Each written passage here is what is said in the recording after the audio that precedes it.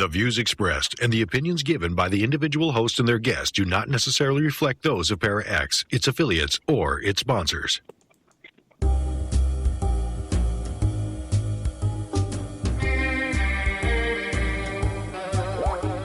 Step outside of your comfort zone.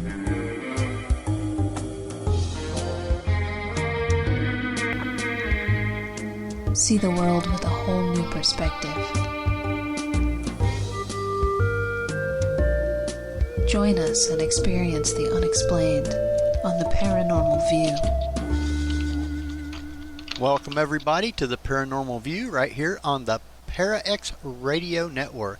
We have a great show lined up tonight, and we'll be telling you about that in just a few minutes. I want to thank everybody for listening tonight, no matter where you're from around the world. Welcome. If you're not here in the chat room with us, you can do so by going to para-x.com, click on live chat at the top of the page, and it'll put you in this room with all these wonderful people. And you'll be able to private chat either Craig, Jeff, or myself with questions for Steve. So please do so. We do have tonight Steve Hill, who is the author of Something Unseen, and he's going to be telling us all about that and about some other things. So it's going to be a great show. I'm sure you're going to have lots and lots of questions tonight.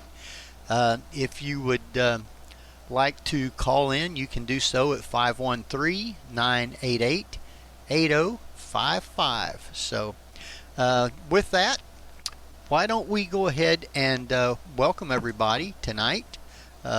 Steve, you want to say hello? Hi? There you go.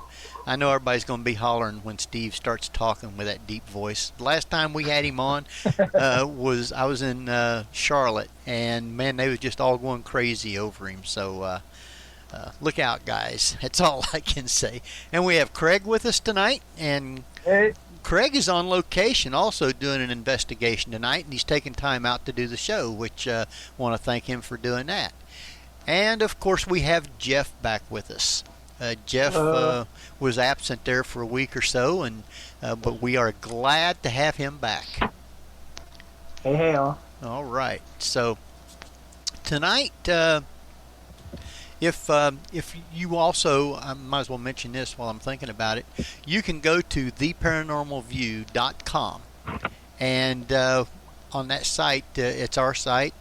There's a big fan. You can click on that and leave us messages of how you like the show, if you don't like the show, whatever. Before we were doing Fan of the Week, and I'm still probably going to do Fan of the Week. Right at the present time, we aren't going to be giving out prizes or gifts or whatever you want to call them, because right at the present moment I don't have any. So we'll be working on that also down the road. With that, let's have Steve come in, and we can start talking with him and asking him a lot of questions, because I have a lot, but I probably won't get to very many of them, because when he starts talking about his book, I'm sure it's going to take up pretty much the whole show. So welcome, Steve. Well, thank you, Henry. I appreciate y'all having me on the Paranormal View. Oh, we're glad. My pleasure. Yeah, well, it's our pleasure to have you on. I guess one of the first things I'd like to find out is a little bit about you. And why don't you tell us about your background and stuff before we get started into the book? Well, Henry, I'm just an ordinary person that experienced some pretty extraordinary things. I'm a commercial electrician by trade. Been in the field over 30 years. And the book is how I got from electrician to author of this book. The book is about my experiences just into the paranormal, which I originally thought I had stumbled into, and then later found that I was led into the paranormal. So I was kind of a unwilling participant at first. I was doing some genealogy, which is a hobby of mine, in a cemetery here locally, and The thing that I noticed, I went out with a video camera and recorded filmed some headstones in the cemetery doing the genealogy research. And when I got home, there was a voice on my camera audio, and the voice said, "Pray for me." And this quite flabbergasted me. It was a whisper. I knew no one could have gotten close enough to me to whisper into the camera like that. And this led me going back, trying to explain it away, trying to recreate it. And what I found out was that, yes, I was receiving some type of intelligent communication via electronics. And when I went back with a digital voice recorder and started asking questions. You know, who asked for prayer? Were you talking to me? How can prayer help you? Why are you here? And it turns out I was getting answers as I illustrate and talk about in the book. Well, now, was you into anything, or did you have any, I guess, knowledge of the paranormal before you first caught the EVP on your camcorder? No, I had seen the movie White Noise, and that came out several years before this happened. So just from watching that movie, you know, I said, well, this is Hollywood, it's entertainment. They were mostly talking about video ITC, instrumental transcommunication, in that movie. And I tend to lean more specializing now in the audio ITC, or electronic voice phenomena. But no, I wasn't, you know, I had a strong religious upbringing. I was taught in the church I grew up in that, you know, when you leave here, you're going up or down. So make your choices wisely. There's nothing in between. And, you know, when I found out that, yes, indeed, there does seem to be some form of intelligence that does survive this body long after it's turned to dust, it shook my whole foundation on reality, religion, everything I believed up to then, spirit-wise. And, you know, it was just an earth-shaking experience for me. The book itself was written for my wife. I never dreamed in a million years that I'd be sitting here talking to you about my book. But it was written for my wife at her nagging insistence. She said, "Steve, you've got to write down your story, what's happened to us, what's happened to you, what we've experienced, where it's led you this far." And so actually I've started writing the book for her, and, you know, again, never thought anybody would read it but she and I. And turned out when it was finished, she took it to work with her, and she let some of her friends read the printout, and every day at lunch, all her friends would gather around and they want to read the next chapter. Right. So they were encouraging her to encourage me to try to get it published, and lo and behold, I was able to do that. And it's been a wild ride. I've done. It came out late August. I've done many book signings. I met a lot of great people. You know, but it has been an experience that I never thought any of it would happen. So, you know, if you got any questions. I have a question. This is Craig. Go ahead. One of my favorite parts of the book is when you were in the den. I believe it was in the den, and your wife, you saw her at the bedroom door, and it looked like she was almost frozen, and she said to you, "Stay out of the graveyard." Can you tell me what was going through your mind? What was your emotions at that point? Well, that was horrifying for me. I'd never known her to sleepwalk before, and we'd been married almost 30 years. So to have her, you know, she was like she was in a trance. There was no light in her eyes. Her voice was not her own. And, you know, that vision still haunts me to this day. I'm getting chills running down my back right now, just reliving it. The way you wrote that book, it was you wrote it great. I mean, it's almost like I'm in the room with you. I'm in the house with you. I love the way you described every detail. Well, and I see we got a chat room full of people out here tonight. Oh, yeah, and, we do. I'm in the chat room. And, I just wonder how many of your listeners in the chat room feel like they've been followed home, because that's what happened to me. To start with. Yeah. I'm looking at it from spirit standpoint. Here I am. What they're doing in the graveyard, I don't know, but trying to look at it maybe through their eyes. And I'm just guessing, but, I'm a spirit. I've been hanging around here 100 years. People come and go. I try to get their attention. Nobody seems to hear me or see me. Then here comes this guy, and I ask, pray for me. And he's back here the next day with a tape recorder saying, who asked pray for me? Why did you ask for prayer? Can prayer help you? How can prayer help you? Are you trapped here? So, this guy can somehow hear me. He's coming back. He's repeating the things I've said, so I know he's hearing me. Now, I can lay around the graveyard here for another 100 years and hope he comes back. Or maybe I can follow him if he can hear me. And I think that's what happened to me to begin with. And, I'm telling you, I'm 50 years old. Well, I was at the time, a little bit older than that now. But at 50 years old, I know what it's like to sleep with the lights on. I'll put it that way. Well, now, are you in a group, or do you just basically work as an independent investigator?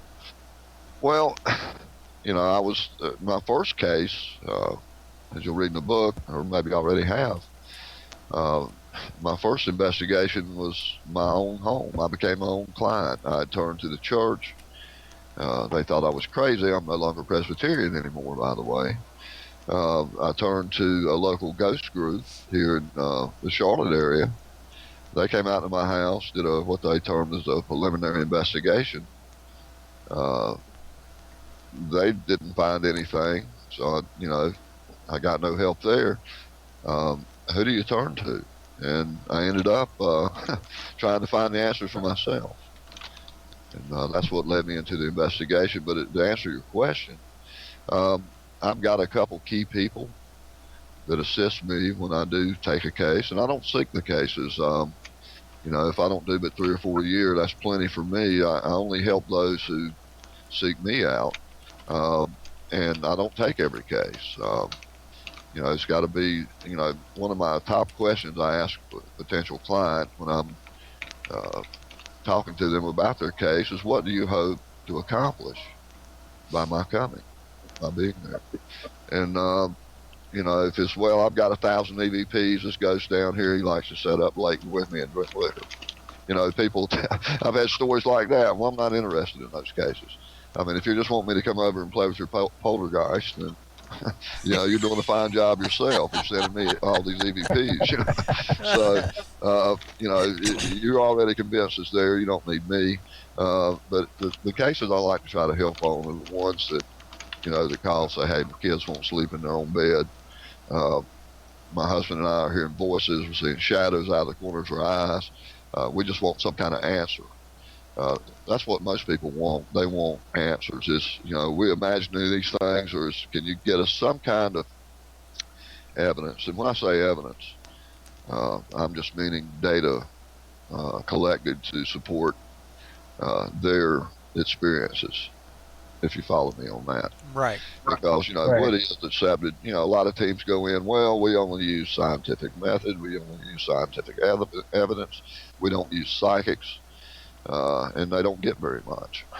But I want to ask you, can you define what is accepted by science as evidence of the paranormal? Because, until we can define that, what is accepted by science, then we can never scientifically prove the existence of what we call ghosts. Right. Does that make any sense? Yeah. It's like always Right. talking to James Randi. Well, Now, Stephen, I had one part of the book I noticed was like you say, the cursory attitude of the investigation when they were there. What I thought was interesting was their very quick thanks, but we didn't find anything in our first go. And how long were they in the house that first time? They were here. I think I said 30 minutes in the book. It's 30 to 40 minutes. They came out with two people. One was a sensitive, one was a tech guru, and they did all the EMF sweeps and the EVP session. And so it wasn't even an hour that they were, quote, investigating. No, but like I wrote in the book, yeah. What scared them off? Right. That would have been my question. Because what I found interesting was if they did indeed find nothing, if they went through all their EVP recordings and it just came up no responses, I'm wondering what kind of a group would think, oh, well, it's not haunted.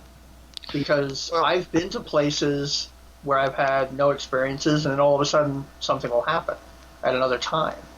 So I thought that was kind of interesting that they were just like, oh, well, nothing that first time, so clearly nothing. Well, I don't want to step on anyone's toes, but as investigators or researchers, are we in it for the right reasons? I mean, if you're just a group that's looking to, hey, this guy called up and he said this is happening, that's going on, we got to get over there, and then you're there 30 minutes and, oh, I'm bored, nothing's happening, you leave, well, what was the reason you were there? Were you there to try to help the person that came to you for help, or were you there trying to collect some kind of incredible, easy, instant evidence to post on your website? Maybe you'll be the next hot thing on paranormal TV. I mean, exactly. I think some of the people may be in it for that reason. There is probably a lot of them like that. Yes. And that's the problem. And I've always said it.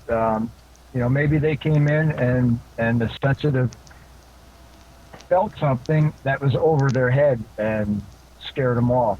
They couldn't deal with it. But on TV, they saw, oh, this looks pretty easy. I'm gonna go ahead and do it. Right. When as I say in the book, they had this questionnaire. They asked me questions. They were recording my answers, and one of his questions was, "Have you ever questioned your own mental status?" And I wrote in the book. I think maybe what scared him off was my reply to that. And my reply was to his question, does a madman realize he's insane? And they had no answer for that one. So I think maybe that hastened their retreat a little bit. But no, if you're out... I would prove you're smarter than them. I would think if you was a madman, you wouldn't even be thinking if you was insane. Well, who knows? Yeah. I've certainly asked the question during these experiences many times. And when you turn to someone like that, you turn to the church. I had a theological debate with the pastor at my church. He says, man, ain't no such thing. There's no ghost hanging out in a graveyard that we can see out the window here. I believe that you think you're hearing these responses to your questions, but I don't believe I believe you think you hear them, but I don't believe in what you're telling me. In other words, he either was telling me I was lying or I was crazy. Now, crazy I might have believed, but I had no reason to lie to him. Right. Understand? Well, now, this, where it all started in this graveyard, where is this graveyard located? Well, I don't want to name a particular graveyard. I want to tell you now, though, guys, what I've learned in my experience over the past 5 years of researching electronic voice phenomena is that I believe every graveyard's haunted on the right day, the right night, when the right person comes along. Why, I don't know. They somehow attached to the earthly remains. I don't know. That's one of the reasons I think there's so many people out there looking for the answers. We just don't know at this point. But I do believe that every graveyard's haunted in some way, shape, or form by somebody.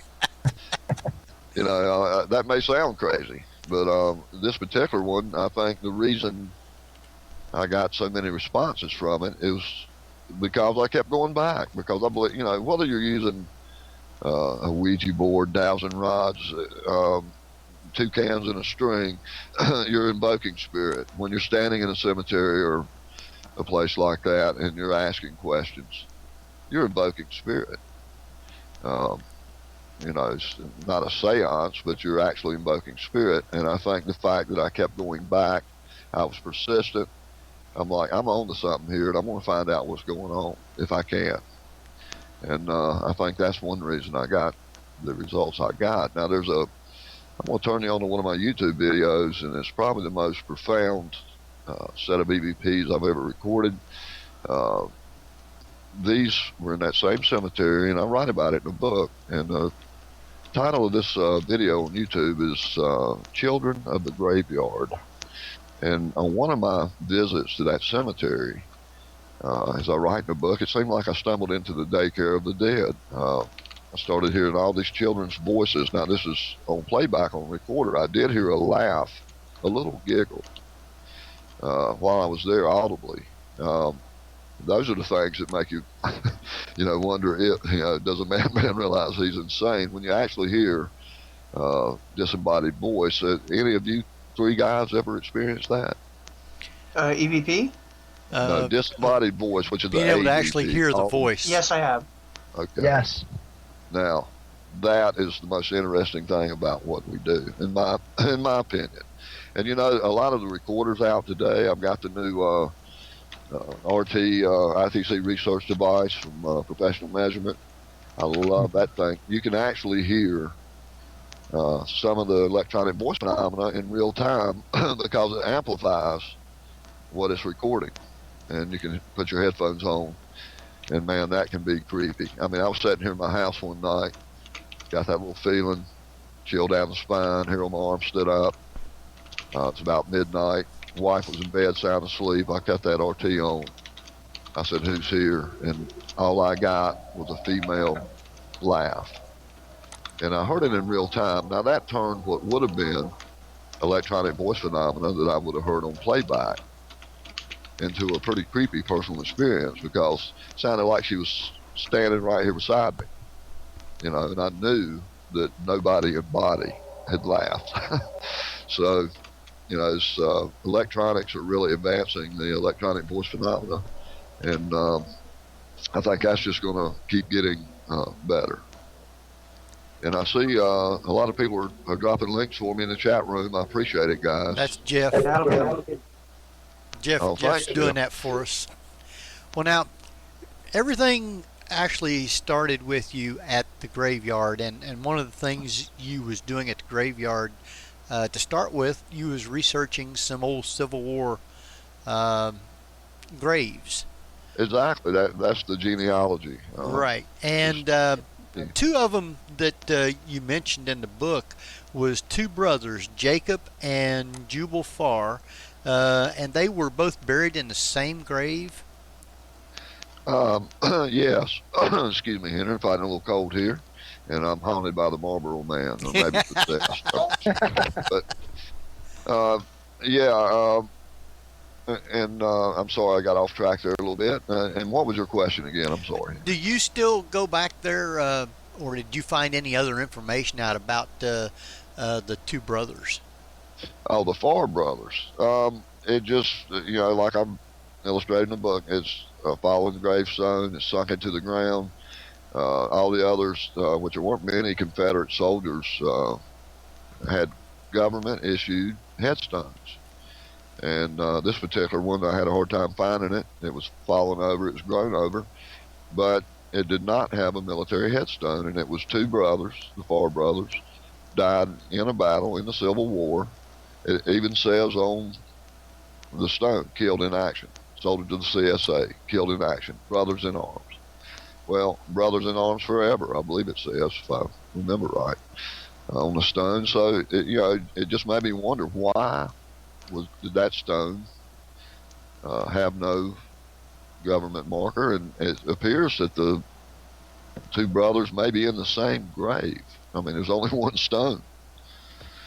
So that was a mystery too.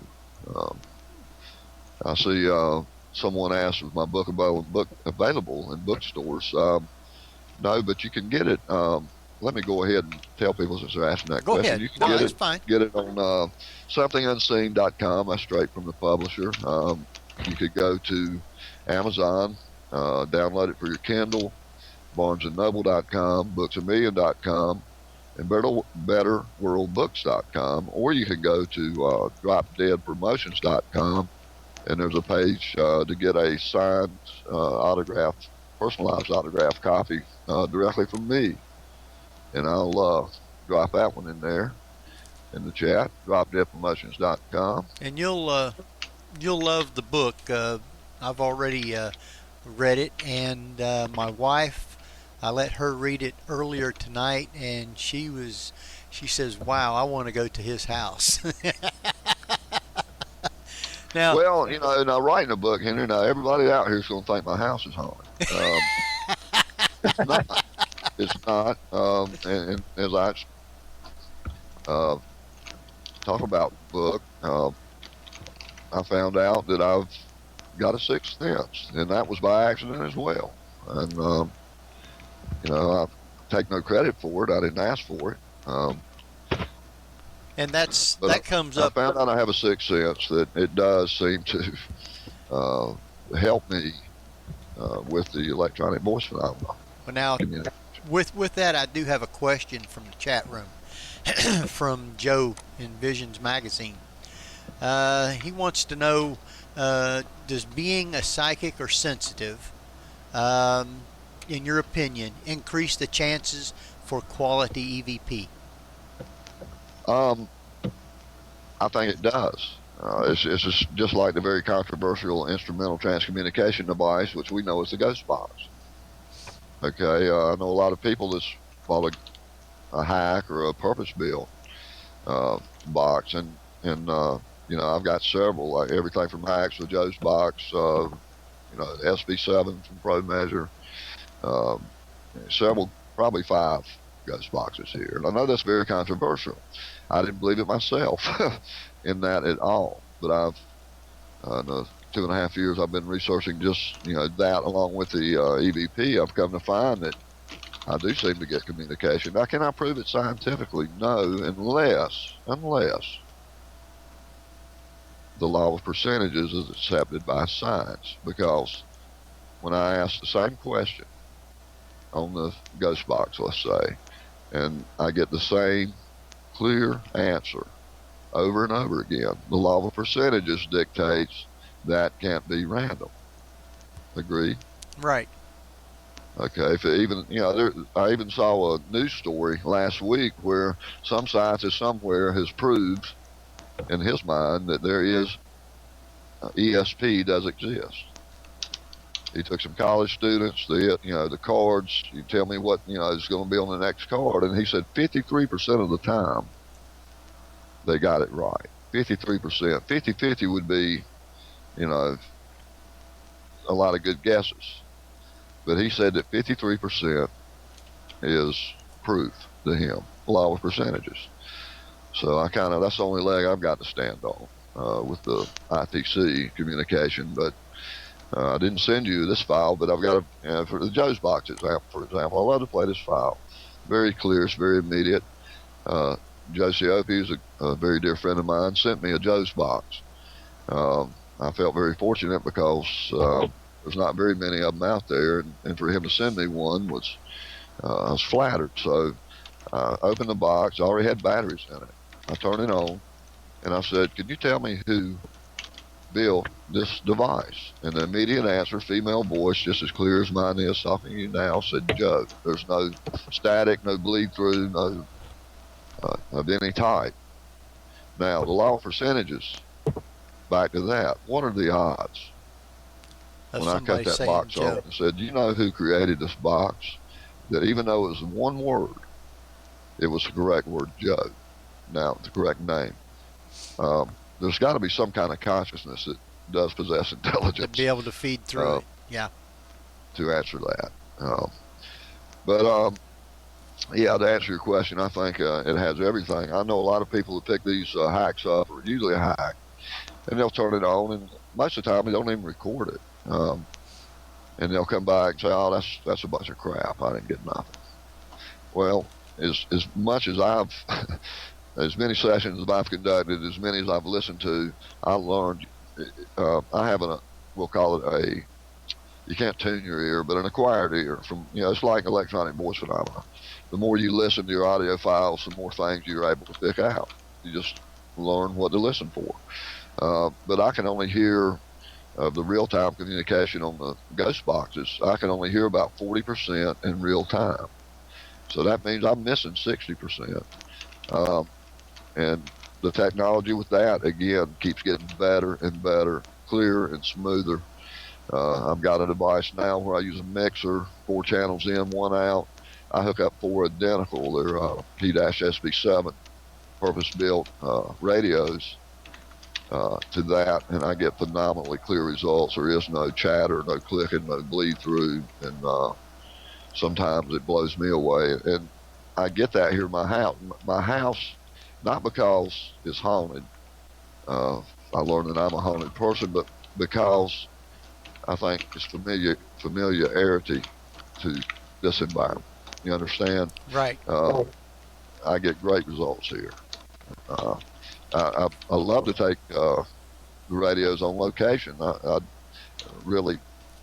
put more faith in electronic voice phenomena because the standard anomalous voice on a recorder, because there's way less possibility that's any kind of random bleed through. Right. But when you're out there and you're sitting in Old South Pittsburgh Hospital, for example. This is on YouTube on my channel. I did a short session there, and Kate, who assists me when my case manager for my little group here, Feed My Paranormal Research, Kate was there with me and her daughter, Katie, and we did a session in my room, and I said, "Who's here?" And the answer was Ed Flint. I said, "How did you pass?" He repeated the words, "I passed," very clear. I said, "How did you pass?" He said, "Cancer choked me." I mean, and you're sitting in a hospital, and that's the kind of responses you're getting. Wow. Very clearly, how did you pass? Cancer. So, it's just, if you don't have any kind of, and I hate to use the word psychic because I can't control it. It comes and goes, but I think if you have some type of, in my case, I've been told I'm a spirit empath, is my term, natural born. So if you have some type of sixth sense, like a mediumship, clairvoyancy of any sort, I think you'll do better on the electronic voice phenomena, or perhaps with the ITC devices.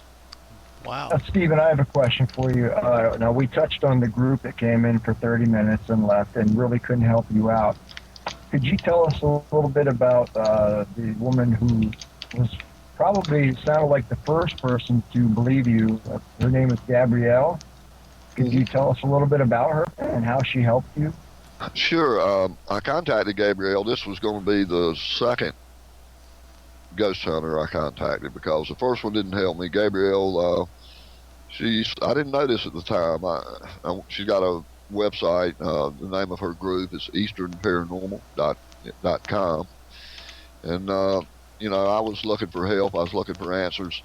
I did not know or realize at the time I contacted Gabrielle that she's a renowned psychic medium. That's what she does for a living.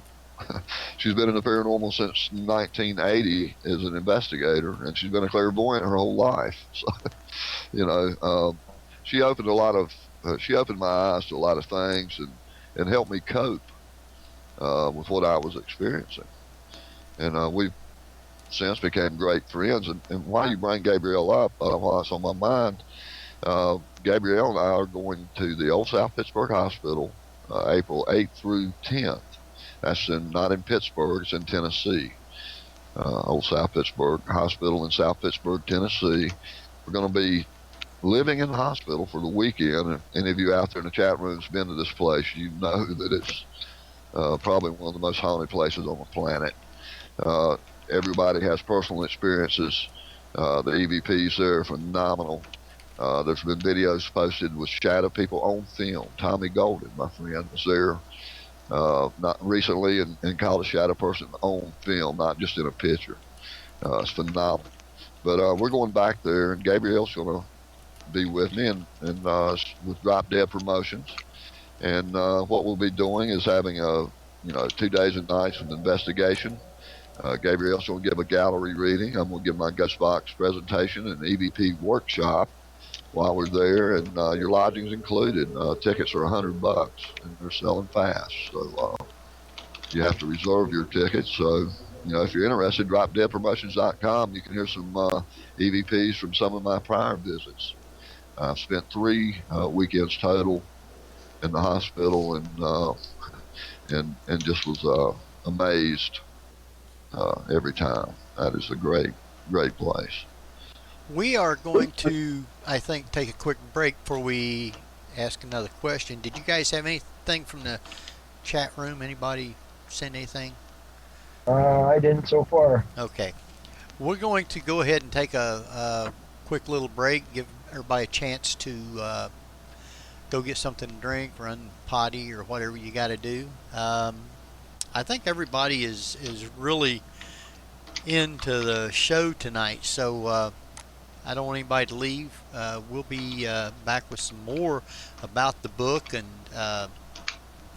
all sorts of different things that we haven't even talked about yet that has happened with Steve. So we'll do that in just a little bit.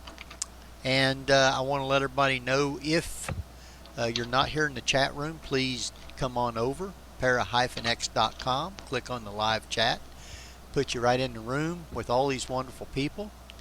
You'll be able to private chat Jeff, Craig, or myself with questions for Steve, or you, after the break, would be able to call in at 513-988-8055. So, Jeff, you want to take us out for a break? Oh, he's already off. So we'll just go ahead and we'll take. He must have hit that potty you were talking about. I've been scolded before about the mute button. So now that I know where the mute button is, we won't have any insane roommates bursting in on us. God, I wish that had been recorded. We'll be taking a break, and we'll be back with the Paranormal View with guest Stephen Hill right after this. Para-X Radio presents Real Persons of Genius. Real Persons of Genius. Today, we salute you, Mr. and Mrs. Para-X show hosts. Mr. and Mrs. Para-X show hosts. Armed with nothing more than a laptop and a microphone, you hit the air to scare the bejesus out of your audience. What the hell was that noise? Like a dog peeing on a fire hydrant, you always whet our appetite for more. I just can't get enough. Whether it's witches, ghosts, fairies, or Bigfoot, we admire your ability to set aside reality and believe anything anyone tells you. Seek professional help. So the next time you're kneeling in front of your 8x10 glossy of Dave and Tom lighting a candle, remember, if it wasn't for you, I might be able to sleep without the lights on. Mr. and Mrs. Para-X show hosts. Para-X Radio Network.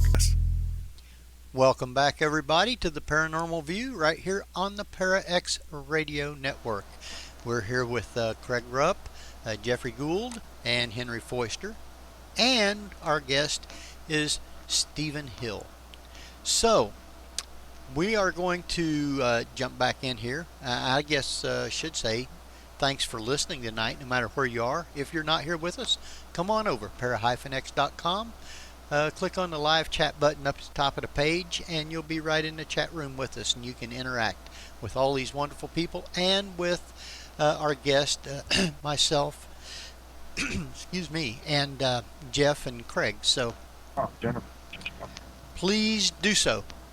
With that, let's get back to the book, because our time's going to go by pretty fast, and there is lots more to do.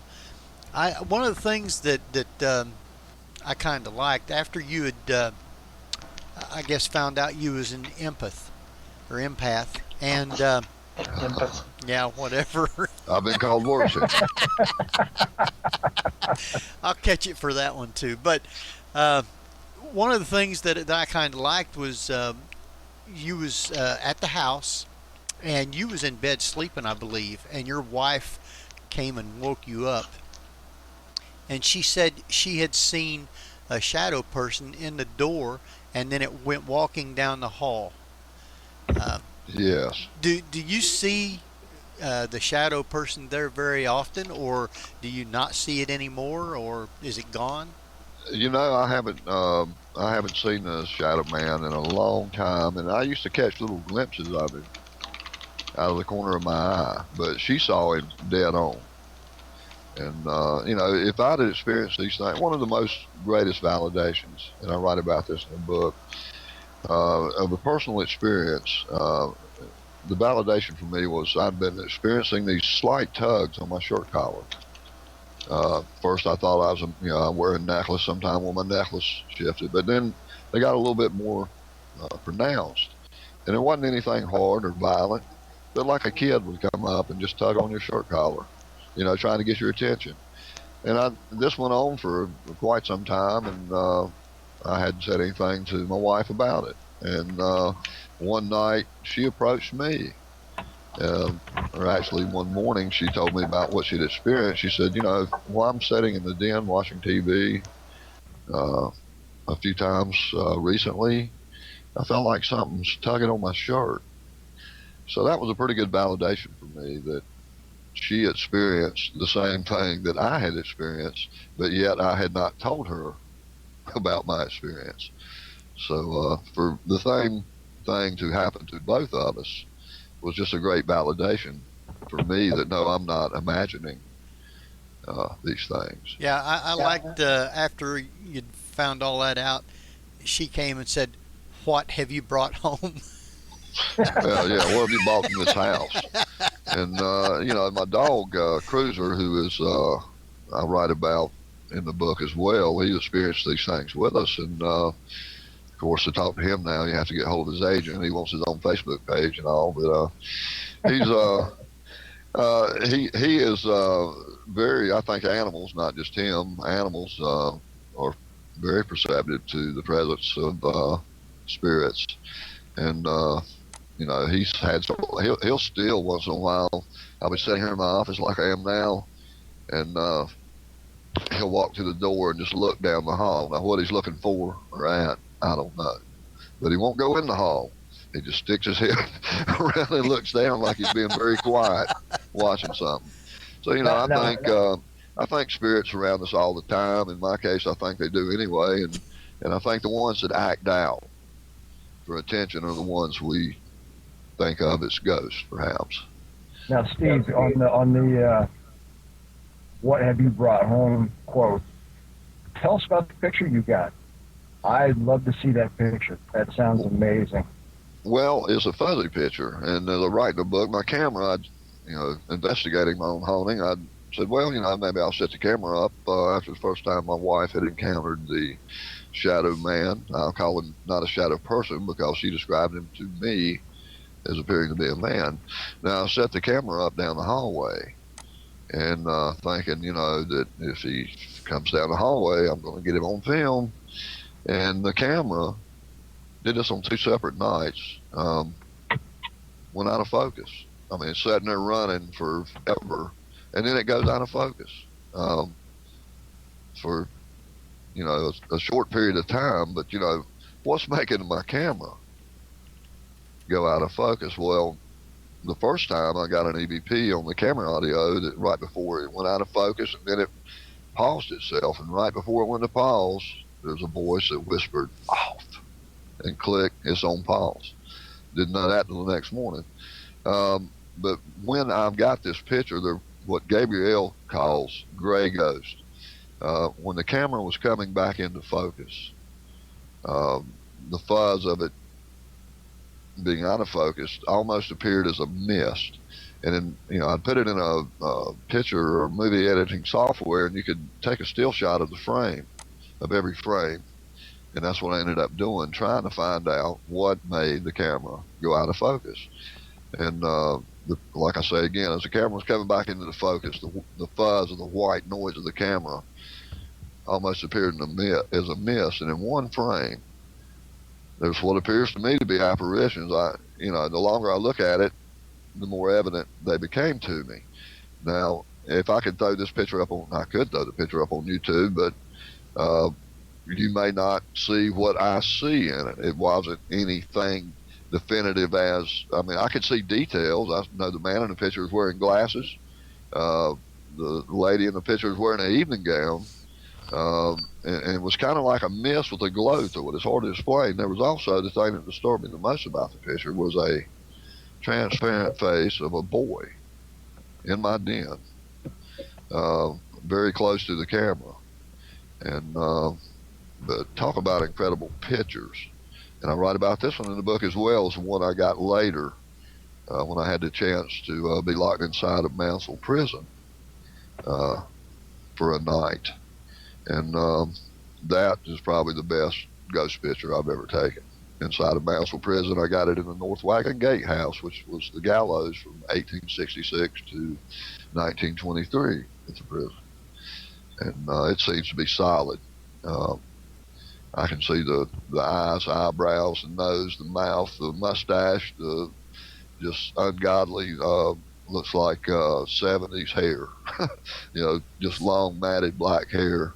It's just a headshot. I was just trying to get the exterior of the building and the trap door where they used to drop them through to hang them in the shot, and I didn't know it till I got home.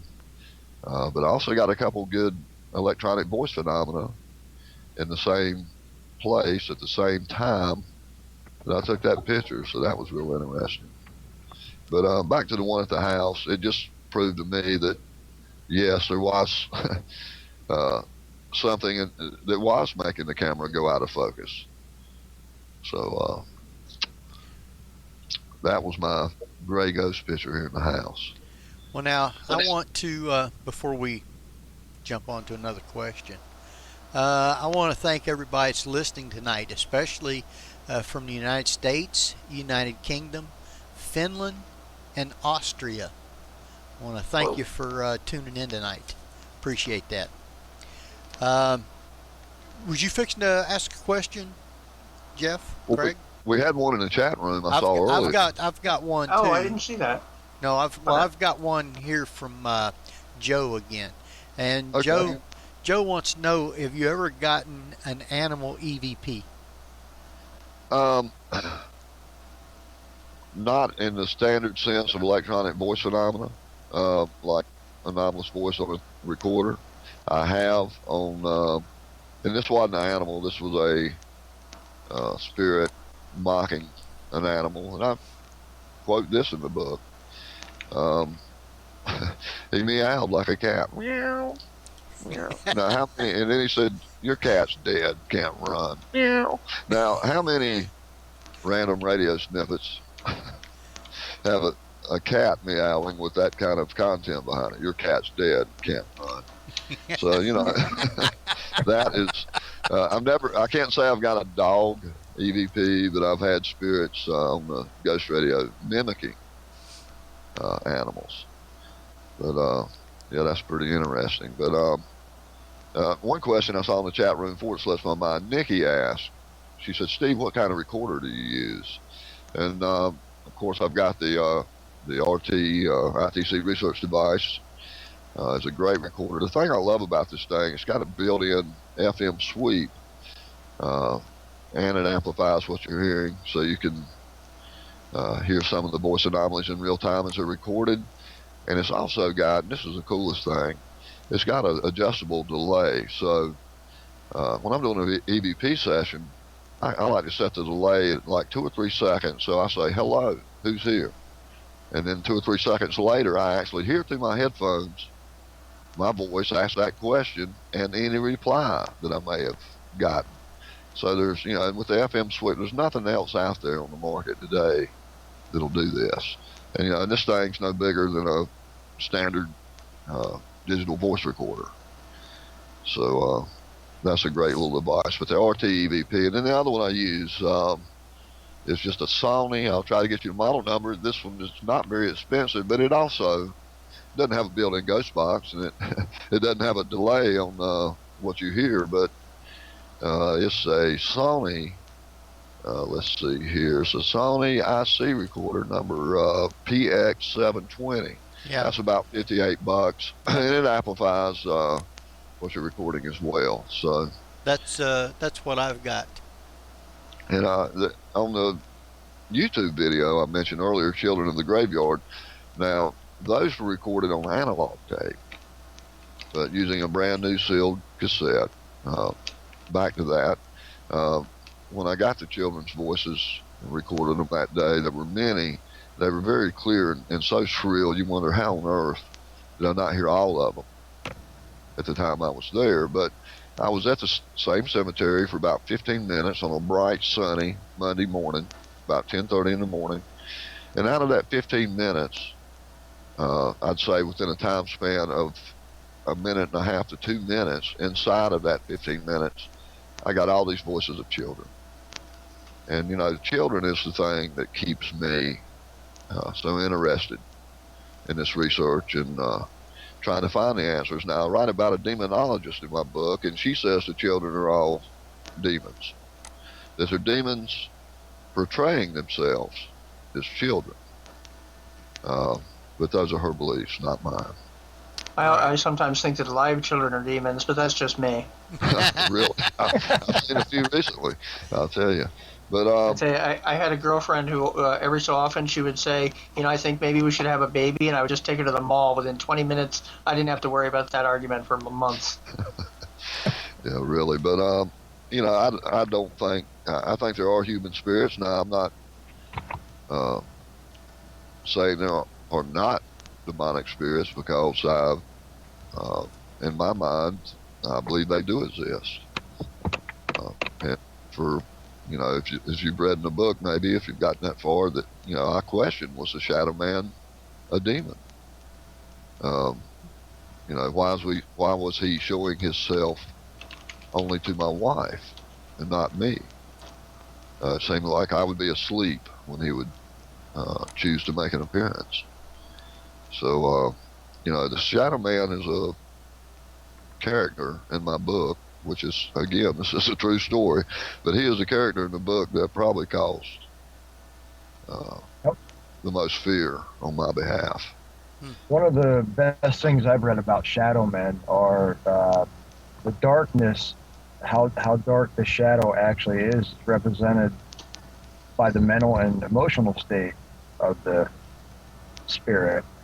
You know, I always that could be, but why does hard. why does this one, seemingly the same one, show itself as a shadow, and the other ones that I photographed here on my still shot of my camera video, why do they show up as in human form? I mean, I could see the guy in the picture wearing glasses.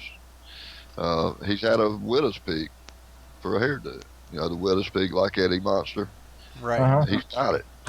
I mean, you know, they're appearing. You know, there's also an old man leaning out of my guest room, half in and out of the doorway, leaning on what appears to be a walking cane. Now, randomness and white noise doesn't make straight lines. This guy's wearing suspenders. He's got a walking cane. These are perfectly straight lines. The suspenders are white in the picture. The walking cane's, you know, dark brown like a piece of wood. Now, how do you get straight lines out of random white noise? You know, it perplexes me. You know, why does the Shadow Man only show himself to my wife? Why is he a dark form, just like she described the shadow? When the other guest, I term them here, showed up in maybe the clothes they were buried in. I don't know. You know, so it's just, as I write in the book, for every one question you think you've answered, and there's 10 more slapping you in the face. Oh, you know? absolutely. You know, What amazes me about those 4 is you actually got an EVP, I believe, from the girl saying the guy's name before you took that picture, and the fact that, you know, they were messing with your camera, you had to put the remote in your pocket and tactically turn that on to trick them. I mean, that's not the only time. I mean, I've been in cemeteries since then, and with a perfectly good camera, and had it turned off. You know, just flat, turn off. Huh. Any of you guys ever run into that? I know everyone who's been in this any amount of time has experienced severe battery drain. Battery drainage, yes. Yeah. Battery drains, absolutely. Yeah. This wasn't drainage, this was offage. I mean, it just cut it off. I'm at a location right now, and I was in there a half an hour, and I went through 3 recorders, batteries drained. Wow. Well, I've experienced that many times. We were in the cemetery once. A friend of mine, Sandy Harrington, who's actually the photographer that there's a little shot of me on the back cover of the book. She took that picture for me, but she's a friend of mine, and we were in a very old cemetery way out in the middle of nowhere, and she had a brand new camera, digital camera, brand new, just got it, and it had a rechargeable battery. You can't put dry cells in it. You have to recharge it. And she was all excited the first trip out to her new camera. We were in a cemetery, and she made mention. She said, "Steve, this camera is dead. Look." And about that time, she said, "But when I take a step back, look, the battery bar starts coming back up. I stand right here, the battery, you can see it draining. I take 2 steps back, the battery comes back up." Well, when I got home and reviewed my audio off my recorder I had in my hand when she was telling me all this, there's a whisper on there, and I didn't whisper it, and Sandy didn't either, but it says, "Step back." So, she's standing there saying, "My battery's draining," and she takes a couple steps back. So, well, look, now it's coming back up. Well, that's when the anomalous whisper came in on the audio of my digital recorder and said, "Step back." So, he was awful nice. It sounds like you may have gotten a ghost DJ trying to make you do the hokey pokey. Well, really, but the thing about it is, and that's why, a lot of people out there with batteries that don't, that you have to charge, you can't put dry cells in them in the equipment, or find that, like Sandy did, once that battery is gone, drains in that type of situation, you're done for the night as far as photography. Right. Yeah. Like I say, we're out in the middle of nowhere. It's about probably a half-mile hike into the woods to get to this cemetery. And we got several other EVPs. You mentioned animals.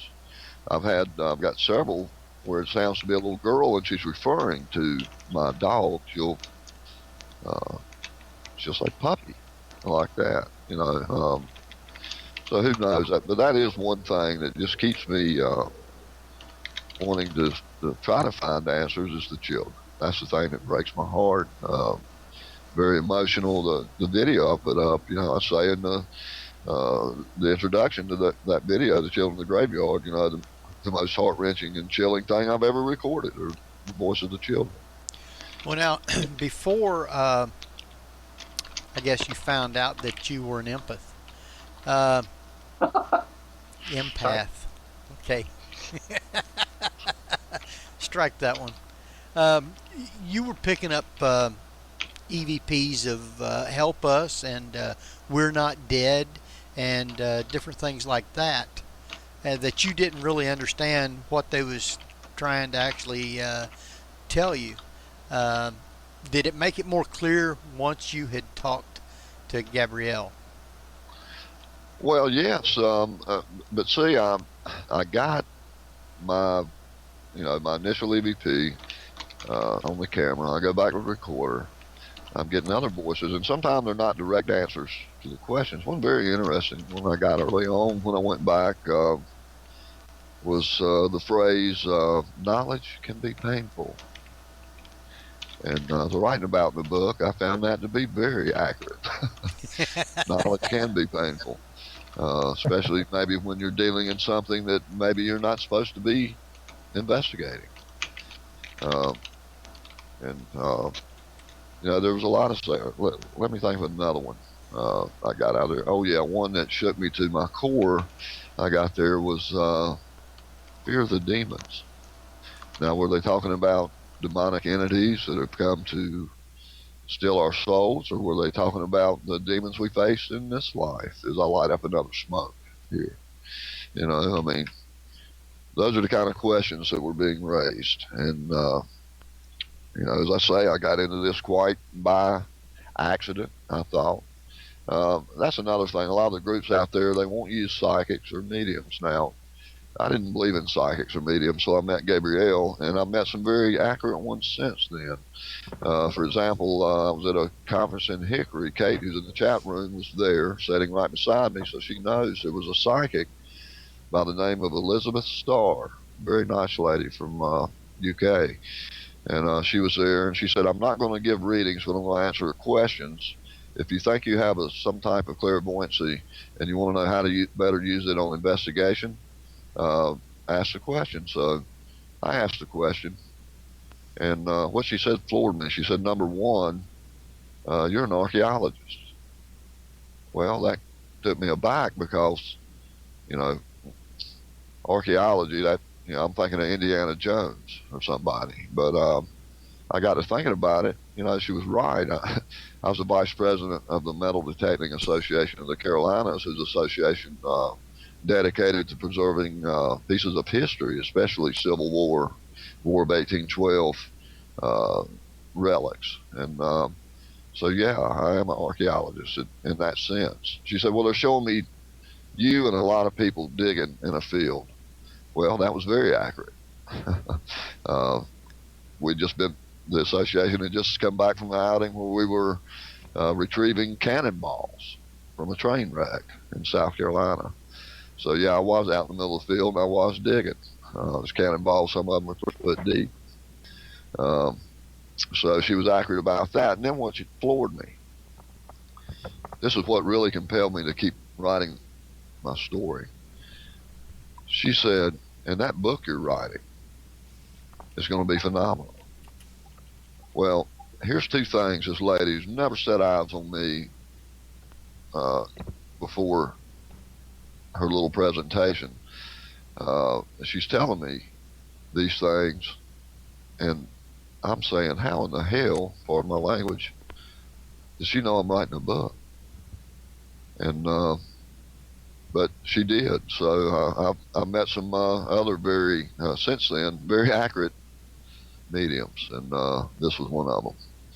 But that's kind of, and at the time she told me that, Henry, I'd kind of set the book aside. I was about halfway through with, was doing other things, but if I hadn't went to that conference, I probably never would have finished the book, to be honest with you. Well. And another old saying, I quote Gabrielle in the book, everything happens for a reason. For a reason. Every major event in your life happens for a reason. And I think that's the case in what I was just telling you about. I think I went to that conference for a reason. For a reason. She needed to tell me that to get me off my, back onto my writing, get me to pick the book up, because I had put it aside. My wife was coming home. Did you get anything right today? Nah. I mean, it'd been for a couple months. I hadn't written anything on it. And when I went to that conference, she said, that book you're writing is going to be phenomenal. That's what caused me to pick it back up. Believe that. We're glad you did. Yes. So, you know, coming into this completely skeptical of anything paranormal, mediums, ghosts. I mean, you know, I love a good ghost story, but I didn't think I'd ever be in one. But since then, about everything I believe has changed.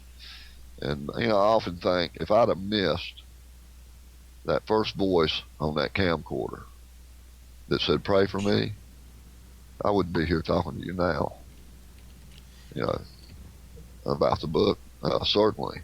Right. That was, you figured that out when you'd been talking, I guess, with Carol quite a bit, and you ended up actually being able to help her cross over. Well, that's one of the questions in the chat room. Have you ever tried to help spirits cross? Yes, I tried. Now, can I scientifically prove they crossed over? No, but again, what is accepted by science is proof of the paranormal. I can only tell you what they tell me. Right. And I've tried it several times now. Quite this one family, you know, my first investigation was my own. Gabrielle took me under her wing, mentored me, took me on a couple private residentials she'd been contacted on. And then when I'd worked with her a while, people started contacting me in my area. She referred some cases to me in my area. But this one family called, a wife, a husband, and 2 children. The youngest was 2. The oldest was 7, I believe, the children. They called me, said kids won't sleep in their bed. Said the guy in the closet's trying to get them. Wake up in the middle of the night screaming, come get in the bed with us. My husband, he'll be out cooking on the barbecue. He hears a whispered voice in his ear, a male voice. And we had another group in several months ago. They said they did get an EVP, but they couldn't tell what it was saying. And so what we want to know is, can you come down here and try to get us some kind of answers? So I go down there. We get to researching the property. They told me that the former owner of the property had fallen out of a barn loft, struck his head on a rock, and died tragically and instantly. I looked this up. I read his obituary back in their town's newspapers, archives. I read his obituary. He had fallen out of the barn loft. I won't say his full name. His first name was Ben. The barn he fell out of still on the property. They had placed a double wide in the middle of the field in front of the barn. When they moved that double wide there, if they bought the property, stuff started happening to them they couldn't explain almost immediately. So I go to the barn. The barn's still standing. I take my recorder. I ask, who's here? I got the name Ben, an AVP. Okay, well, I just take note of that. Kate was with me through this whole thing, so she knows. I go into the house. They wanted me to do a ghost radio session. I turned the ghost radio on. Of course, I'm recording it. I got him to say his first and last name fairly clearly. Clear enough that the homeowner could hear it when I played it back without me. I said, what do you hear here? She said, he's saying his name. They wanted him gone.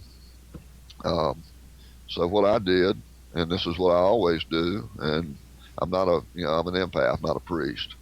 But if the family wants him gone, I'll try to, maybe like Dr. Phil, you've been hanging around here since 1971. How's that working for you? I mean, so what I do is first the family respectfully asks for you to leave. And he says, well, I do not wish to. And I said, well, you're frightening the children. He said, but I love them. So I think he thought he was playing with them. He even asked me where his cattle was, except he used an superlative in front of it. Where's my effing cattle? I don't think he knew he was gone. I think it's such a tragic instant death. I think he had unfinished business. He's worried about his cattle. Who's these people putting this double wide on my field? But what I do is I just tell them, if you'd like to cross over into whatever realm that is, don't be afraid. I'm going to say the Lord's Prayer. And if you can see the light, go to it. And that's all I know to tell them once again. I'm an empath, not a priest. But to this day, that family will call me occasionally or send me an email and say, Steve, since you left that night, everything continues to be peaceful here. Now, did I cross that spirit over? I don't know. They certainly are convinced I crossed the spirit over, because I can only go by what they tell me, and that is the kids will play in their room. They're having no more episodes of night terrors, and my husband's not hearing somebody whispering in his ear now. So, that's why I'm in this, to help. I feel like, Gabrielle said this was natural born gift. If it's natural born, it means from God, in my estimation. If it's from God, then it must be to help people. And if it's not to help people, I don't want it. I didn't ask for it. You see what I'm saying? So when I do take the case, it's to try to help someone. Kudos, Steve, because you're in it for the right reason, as we all are, and that's the reason everybody should be in this, to help people. Well, I don't charge a dime for my services. If it's someplace where I'm gonna have to travel and get accommodations for the evening and everything, I may ask for a donation to cover my expenses, because guys, I can't run all over the Southeast out of my pocket.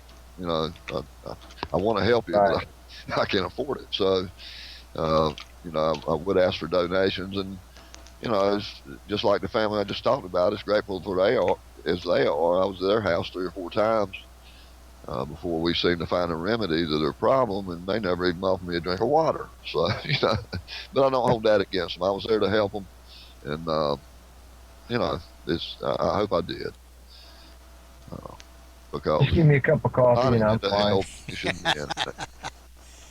I mean, you can research on your own to find your own answers. If that's what you want to do. But to go out to somebody's house who's called you for help, you've got to be there with the purpose to try to help. Exactly. It's not a game to them. A lot of people that contact me, they're almost ashamed that they're experiencing these things, and I know how they feel. Because, I was kind of ashamed when things started happening to me. You mentioned James Randi a while ago. Yeah. Well, James came out of the closet not long ago. And I'm not gay, but I think I know how he must have felt when he came out of the closet, because for over 5 years, I led a double life. My immediate family, like my wife and my son and his wife, knew about all this, but I didn't share this with my family because I was afraid they would take the same view that the pastor did that I had the theological conversation with. In other words, I don't call my fishing buddies up and tell them about what I do. But when this book came out, I said, oh, God, now they're going to know because they're going to read it. And they did. My family did read it, my parents. They're both... my dad's 79, my mom's 78 this year, so I didn't really want to rock their boat. I didn't want them to worry about me as Steve got off the deep end. But they read the book, they enjoyed the book, and they actually support me on it. And what I mean by coming out of the closet, that's what I felt like. It's like, okay, now I don't have to hide this anymore. Now I can just be me and do what I do. And they've accepted that. And I'm going to tell you, that's a wonderful, wonderful feeling. When you finally get to say, hey, yeah, this is what I am, this is what I do, and have them say, well, we'll support you on it. We don't believe everything they're not saying they don't believe me, they're saying we might not share your beliefs that you write about in the book, but we believe in you. You see what I'm saying? So, that was a big weight off my shoulders when that book come out, because they didn't know I was even writing a book. Huh. And again, I never dreamed it would be published. So when that did come out, I was very worried as how that would be received. But all's well that ends well. I'm a fan. Maybe someday I'll get around to doing something like that. Once I get a story. And again, I thought I was stumbled into it. Elizabeth Starr, the psychic I mentioned earlier, said, no, you were led into this. Because, she said, Spirit's telling me to tell you that you were led into this and to tell you thank you for what you're doing. And that is giving them a voice, because that's what I do. I mean, for example, and I've been given the term the electronic medium by Gabrielle, the medium of a book. But, a medium might go on a location and say, okay, I see a little girl in the corner. She's telling me her name's Sally, for example. Okay, well, my job is to record that little girl saying her name, Sally, so everybody can hear it. Right. You see what I'm saying? That's giving them a voice. I have no doubt the medium sees a little girl, and the little girl said, my name's Sally, and the medium hears this. She's sharing it. He can't hear it, because I'm not a medium, per se, in the normal sense. I'm kind of like an old man that's got to have a hearing aid. And my hearing aid's a digital voice recorder and a hack box. Which you can understand. I think that's a good way to do it, because it gives you verification on everything, or validation, I should say. We're going to jump and take another quick break, because time's slipping by pretty fast here.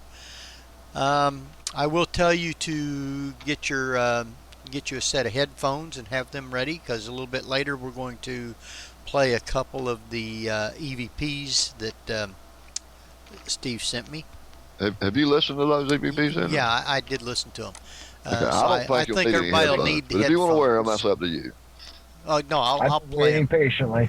and I'll let you tell about it before we play them. So because you Sure, I'll told be me glad you to said set you it got up for a you. good little story with them. So we'll talk a little bit more about his book because I still have a couple more questions I want to throw in real quick, like before we do the EVPs and everything. So I think we'll jump off real quick, like about 6 minutes or so, and take a break, and then we'll come right back and get right back to it.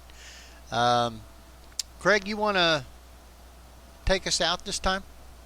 Yeah, thanks for everybody for tuning in. You're listening to the Paranormal View only on parax.com. All right, we'll be right back. Welcome back, everybody, to the Paranormal View right here on the ParaX Radio Network with Henry Foister, Craig Rupp, and Jeffrey Gould, with our guest tonight, Stephen Hill. Now, I want to let everybody know that coming up right after our show at 10 o'clock will be Joe and Tara with Visions Radio. So stay tuned for that. Last week was their debut show, and from what I understand, it was a very, very good show. So stay tuned for that coming right up. With that, I want to make sure that everybody is thanked for listening tonight, no matter where you are from around the world. We appreciate you being here tonight. And if you do have questions, private chat them to Jeff, Craig, or myself so that we won't miss them in the chat room. And then we can get the questions asked right over to you. So that'll be one of the top things that we'll try and get done. Matter of fact, I believe that I do have a question from the chat room that I want to get to before I talk just a few more minutes about the book. And this is from MPRS Terry. She wanted to know, is your empathic ability stronger with closer family and friends, or is the intensity the same for everyone that you encounter, including the spirits? Well, it seems to be more so with spirit, believe it or not, and that's what was so hard for me to come to terms with originally. I've always thought myself to be maybe perceptive. For example, if someone walks in a bar and starts telling whatever it may be, if they're lying, and I've just used the bar as an example, not that I hang out in bars, but for example, this guy came in and he was telling his girlfriend, who was the bartender, what he did at the beach this weekend while I was gone. And when he left, I said, honey, I don't know him. I never met him before, but I can tell you right now, that SOB was lying every other breath. And she said, oh, no, he wouldn't lie to me. Well, I went back in there for lunch a couple weeks later, and she said, you know what you told me the last time you were here about my boyfriend? I said, yeah. I said, you're right. That SOB was lying. So, body language is another thing I've always been in tune to. And like I say, it comes and goes. It's different, seems to be with different people. Maybe it's the same on the other side of the veil. I don't know. But, maybe more so with spirit and the term I was given was a spirit empath. So, maybe that, means that my empathy is stronger to those who are not in body. Well, now, do you still work some with Gabrielle? Yes. Matter of fact, Gabrielle lives in a house that was built in the late 1880s, and it's pretty haunted. She's been doing a constant renovation on it for several years now. It's a big house, and I was just there first part of December with her and her husband Fred. Went down to I'd like to give a shout out too. There's a great little bookstore in Wilmington called Visions and Dreams, metaphysical store. They sell books and crystals and pendulums, and just a beautiful place. Great energy. But if you get a chance, you're in Wilmington, go check them out. But they had me down to do a book signing and do a ghost box, or actually it was a EVP/ITC presentation. And so I stayed with Gabrielle while I was down there that weekend to do that. And they've invited me back March the 12th, back to Wilmington to Visions and Dreams to, I guess they must have liked my presentation. They invited me back to do it again. So real excited about that. But yeah, Gabrielle and I talk all the time, and she is going to be the headliner there at Drop Dead Promotions Festival of Shadows at the old South Pittsburgh Hospital, April 8th through 10th. And yeah, we're real close. We stay in contact at least weekly, sometimes several times a week. She refers cases to me, maybe that's a little bit closer to my area. We're 4 hours apart. And, that means a lot to me, somebody that trusts me enough to say, okay, this family's called, they're needing help. I want you to go down there and see if you can find out what's going on for them. Okay, I have another question. What state does, well, I know where you live. You live in Charlotte, North Carolina, right? Exactly, yes. Right. That was the question. They wanted to know what state you lived in, but I already knew that one. I'm so not a New Yorker. You probably guessed that by now. Where does Gabrielle live? She's in Wilmington, North Carolina. Well, see, I lived there for 20 years. Yeah, it's a beautiful place. So maybe I bumped into her somewhere along the way and didn't know it. Could have. Yeah. But yeah, she's been a big help to me. And, when you first come into a situation like I was, you're looking for somebody to tell you that you're not crazy. Uh-huh. And that was the thing I was struggling with, as you've probably read in the book. And, just to have somebody, it means the world to you, just saying, no, I believe you. No, these things are happening to you. Now, you're not crazy. I know there's a lot of haunted places down there in Wilmington. Of course, I wasn't into the paranormal when I lived there as far as going out looking for ghosts and stuff like that. I have been to a few places down there where I was told some different things happened, and I went to see for myself. But I wasn't actually into it with recorders and all that stuff at a particular time.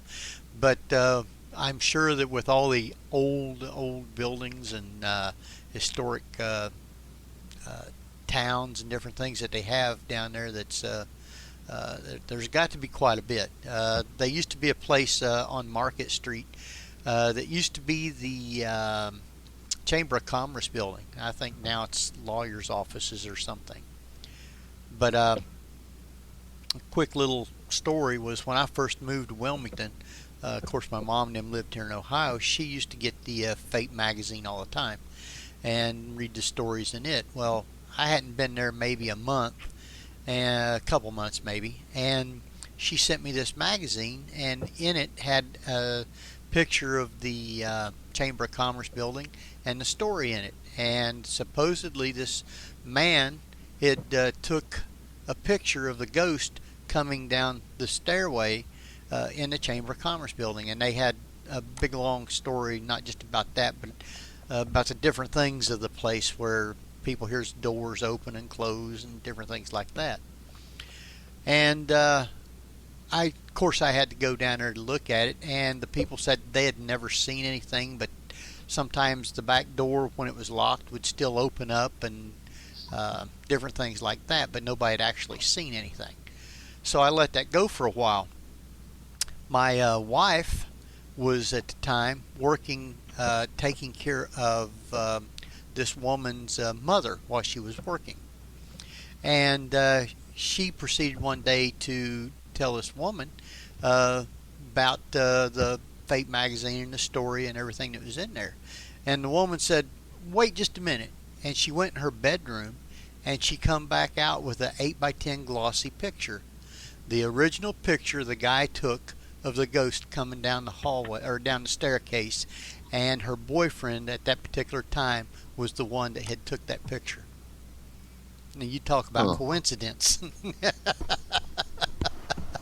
Well, the great thing about since this book's been released, Henry, is I've heard 1,000 ghost stories, brother.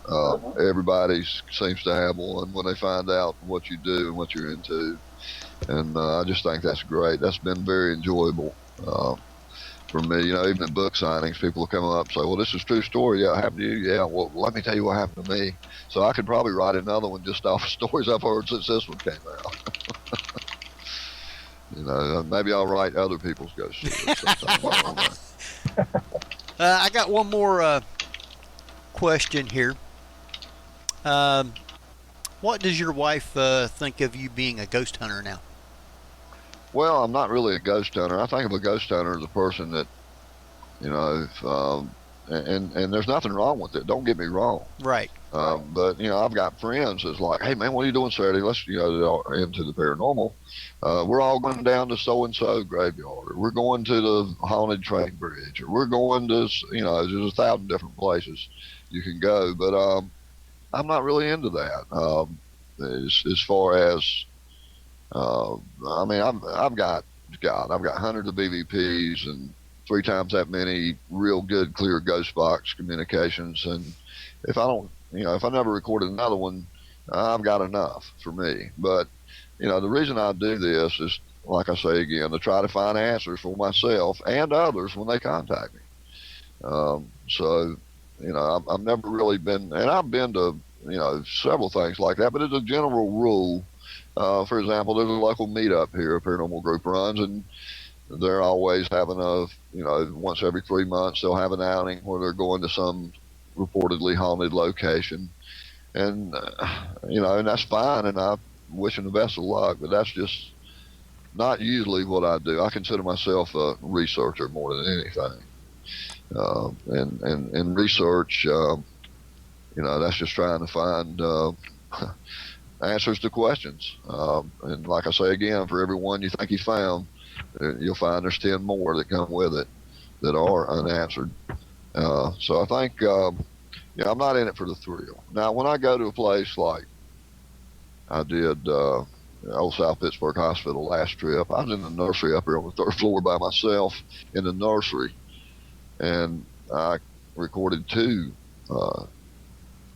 children, what sounded to be very young and female voices. Not long after that, it looks like the same doorway I was in. I'm not sure about this. It was on the same floor. Another group that was at the hospital shot a thermal cam image of what appears to be a small child sitting outside of that door. And this was just on their thermal. It was some incredible footage that they shared on Facebook not long ago. But that makes me wonder, in the nursery getting children's voices, I had my RT ITC research recorder, and I was actually hearing the voices in real time, and I was in there by myself. Now, when you're in there with a crowd of people, it's not too scary. But when you're in there by yourself and you're hearing these voices, that can be pretty creepy in the dark. But that was a incredible experience, that hospital. Now, I just can't say enough about it. I hate to keep harping on it, but if you've never been to that place for a weekend, if you get the chance to go, do so. Well, do you think South Pittsburgh was more active than the Moundsville? Yes, absolutely. For example, personal experience, just discounting the EVPs and the ghost box sessions I did. You got old South Pittsburgh Hospital. I was there in the building, the entire building, by myself, checking on my sleeping quarter. Matter of fact, I was in charge of that event, and I was kind of inspecting the sleeping quarters for the guests that were coming. And while I was in there by myself, I heard footsteps in the hall outside the room I was in. I heard one of the hall doors go and shut. So I go running out in the hall. Who's here? Hello, who's here? Nobody. All the way back out the building to where the administrator, Cindy Liddick, she was sitting right where I left her. That's on the bench outside in the back there, talking on her cell phone. She told me to go ahead and check, make sure everything was good for the guests. And so, there's footsteps I clearly heard a door shut, searched that whole place. Couldn't find anybody there. Went outside, Cindy's still sitting there on the bench, and there's nobody else in that building. So, you know, just things like that, everybody was having. There's another video on YouTube. I didn't shoot it, but a member of my group did. Katie Newton was at old South Pittsburgh Hospital back in April with me. She went down the basement with a couple other investigators with her camera, and one of the investigators was getting poked, or she said a stabbing feeling. Something was stabbing her. And at the same time she's complaining about it, there's an EVP on that footage that says, "That wasn't me," like that. Now, I didn't say it. I wasn't even there. Katie didn't say it.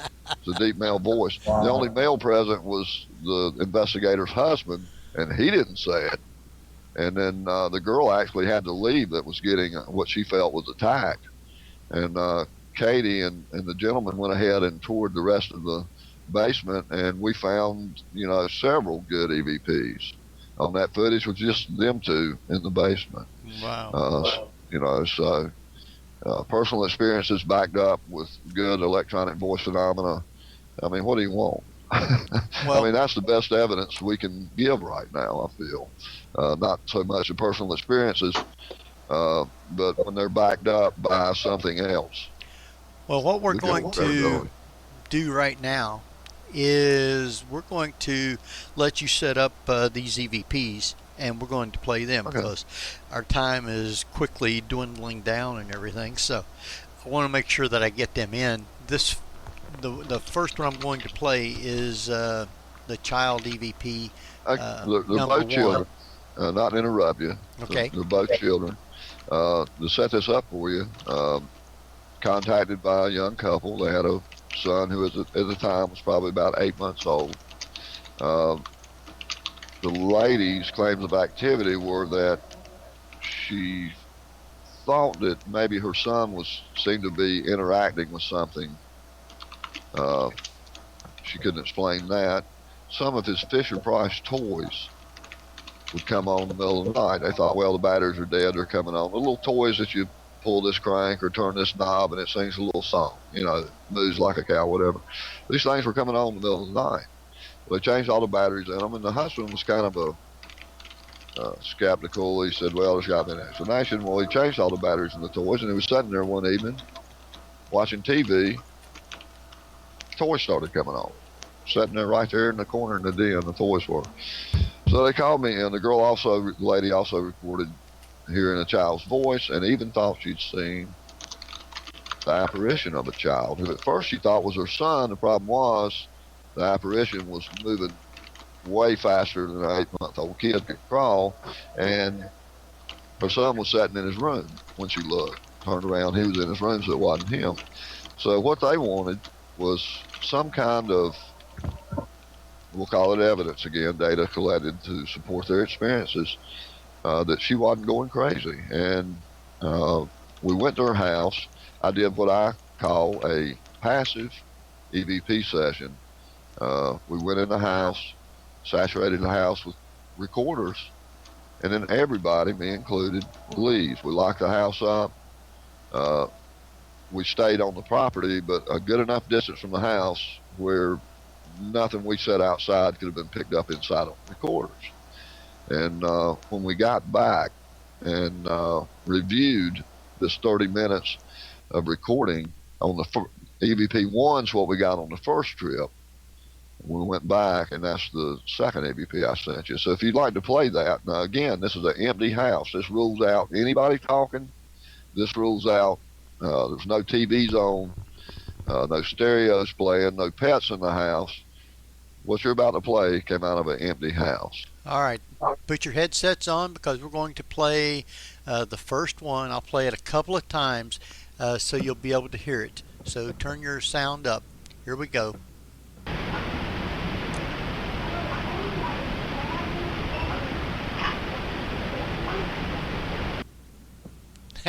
You can't mistake the kids talking in that. That's a little girl, sounds to me to be a little girl's voice. And I'm not exactly sure what she's saying. It sounds to me like she's saying, I don't want to front load it, but I think she's saying, I don't want anybody stabbing Debbie. She's either saying Debbie or Daddy, and then she repeats the either Debbie or Daddy with a question mark. I don't want anybody stabbing Debbie, and then she says Debbie, or she could be saying Daddy. It's hard to tell. All right, I'll play this one again for you. So here we go.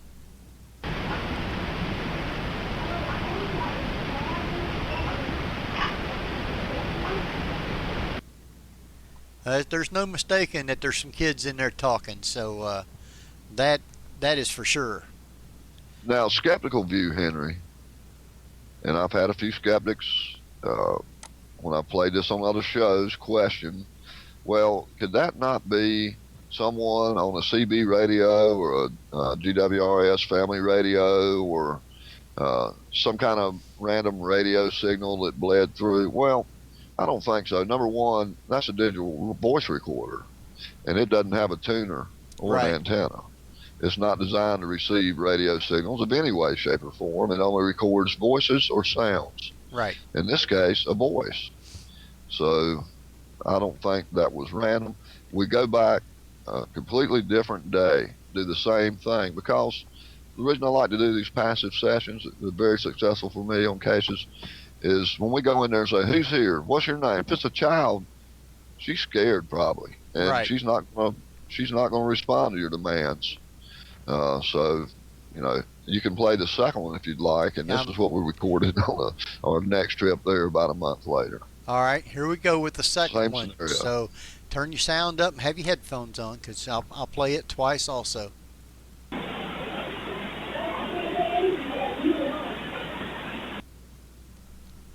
No mistaking the voices on that one too. So I'll Sounds play like the same little girl. Right. I'm going to play it again so you can hear it.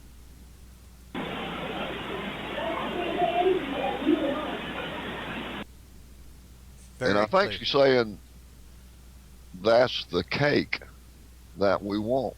I'm not sure, but that's what it sounds like to me. You might hear something different. I think a lot of people hears different things when it's not, real clear, plain out there. A lot of people has to kind of hear it themselves, and then when somebody else says something, they go back and listen again and says, oh yeah, maybe that's what it says. So right, and that that's it's called front loading, where maybe 5 people can listen to it and have 5 different things, or say I'm not sure what it's saying, and I say, well, I'm think it's saying that's the cake that we want, and then they automatically hear that. Yeah, right. That can happen, but I always say, you played it, this is what I think it says. Now, if you think it says something different, it may. I don't, I'm not saying I am correct. Now, the thing about this was, not so much about what the little girl might have been saying, although I do feel that is important, to the homeowner that called us over there for help. This gave her some kind of credibility that maybe I'm not losing my mind. Right. Maybe I am hearing this little girl's voice. Maybe those toys aren't just coming on because the battery's dying or whatever. Maybe my son is interacting with something he can see and hear. That's what I try to do, was give her some kind of, again, evidence. I define it as data collected to support a theory, or in this case, her experiences. And she feels at ease now. She at least knows that she's not hearing things. Well, that is great. We got one more question. I think Jeff's got it from the chat room. Do you want to ask that question, Jeff? Yes. I'm just unmuting here because I've been just listening to Steve, and it's just awesome the whole night. But Steve Vargas in the chat room had asked if Steve has any advice for anyone who's just getting into the field of research. Yeah, I do. Don't do it. No, I'm just kidding. Really, no. seriously, get into it for the right reasons. Number one, the odds of me or anybody else going, this does happen, but the odds of me going out there and capturing something so spectacular on a residential investigation to draw the attention of all the big TV networks to give me my own show probably ain't going to happen. I'm 53 years old now.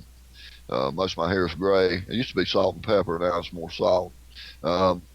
and I've got a hell of a draw. So, I doubt I'll be on TV. But what I'm saying is, don't go into it looking for that. Go into it and try to find answers for yourself. I don't advise going anywhere alone, even to a client's house, Right. because they can say that you did or said anything, and if you don't have anybody there with you to back you up, then it's your word against theirs. And I think be open-minded is the biggest thing. You don't have to have the best equipment. You don't have to have the best cameras.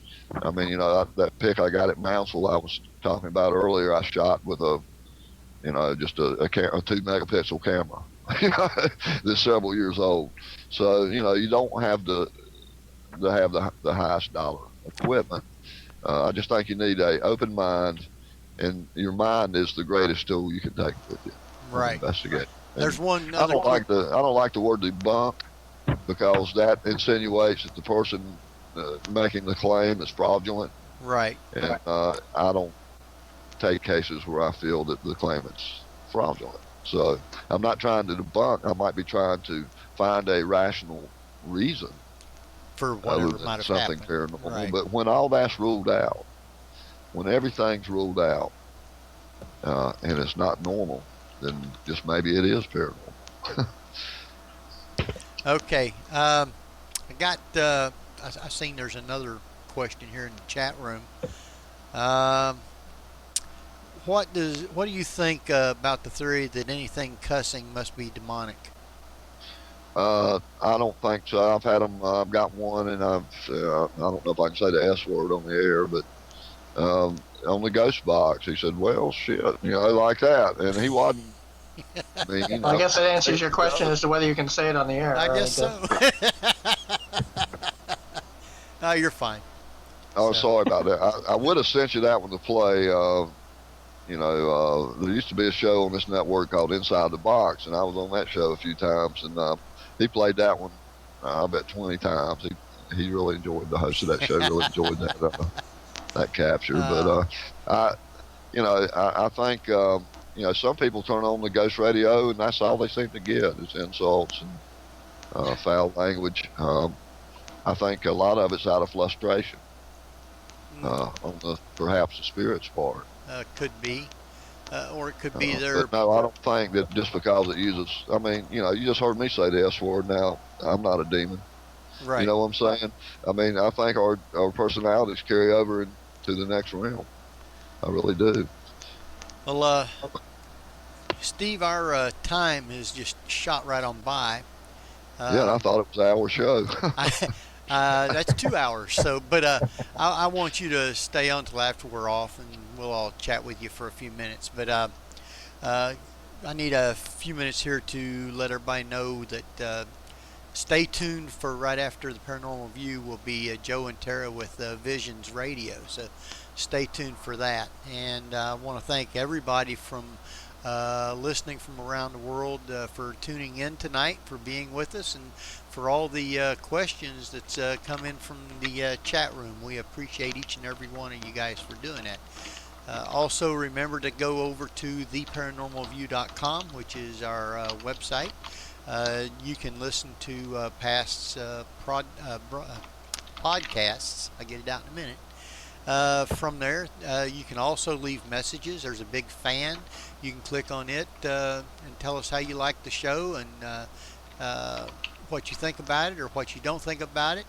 And who knows? You might get mentioned on the air. Matter of fact, there is one who said something real nice this past week. Somebody who had been a loyal fan listening for a long time, and then had some computer problems, was off for a while, and got the computer fixed, and they are back now. And that is Karen, and I thank you for your comments on there. I really do appreciate it. Also, just in case you have tuned in to the Paranormal View expecting Henry and Beth, Beth is no longer with the Paranormal View. She had so many other commitments and different things that she just didn't have the time to be able to fulfill everything. So she dropped all the radio from what I've been told. And but that doesn't mean she's not still affiliated.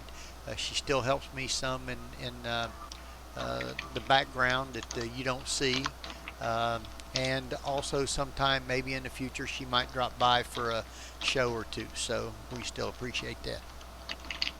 And Craig, we have somebody coming up next week on our show, and I want you to let everybody know who that might be and a little bit about him. We are excited to have John Sable. He's a ghost excavator, and he will be on describing his pop method into ghost hunting, which is he digs into layers of time. Very interesting. Please tune in. You won't be disappointed. I've got to work with John a few times, and it'll be a great show. Excellent. We can't wait for that one too. So we hope everybody tunes in for that for next week. I know in upcoming shows we're going to have Rick Hayes on. We got someone from Cincinnati who's an author, Kat Klockow. She will be on later, sometime this month, I believe. So we'll keep everybody informed on those as time goes. And I want to thank Craig for being here tonight, for taking time out, because you're doing an investigation tonight. Is that a private residence, or you? Right now it is. We are at the Stagecoach House in Lancaster, Pennsylvania, and hopefully it'll be open to the public soon. And it's what? The Stagecoach House? Stagecoach House, correct. What kind of activity is supposed to be going on there? They've seen a stagecoach go through the second floor, which I hope to see tonight. Wow. They've dug it in. You can see the ground up all around it, which leads me to believe that at one time that there was a road going through there, and we've heard babies cry, and just in a half hour that I was in there, I saw a blue ball of light, and 3 recorders die, the batteries died, and we heard a baby crying upstairs. So I'm looking forward to getting in there and checking this place out. Well, good. Jeff, I'm glad that you've been back on too. Same here. All right. So time is now run out. We're going to go ahead and tell everybody good night, and we'll see you all next week. And stay tuned for the Joe and Tara with Visions Radio. So don't go away. Stay right here with us. Good night, everybody. You're listening to the Paranormal View with Henry Foister, Craig Rupp, and Jeffrey Gould. Good night, everyone. Thank you for tuning in. Good night, guys.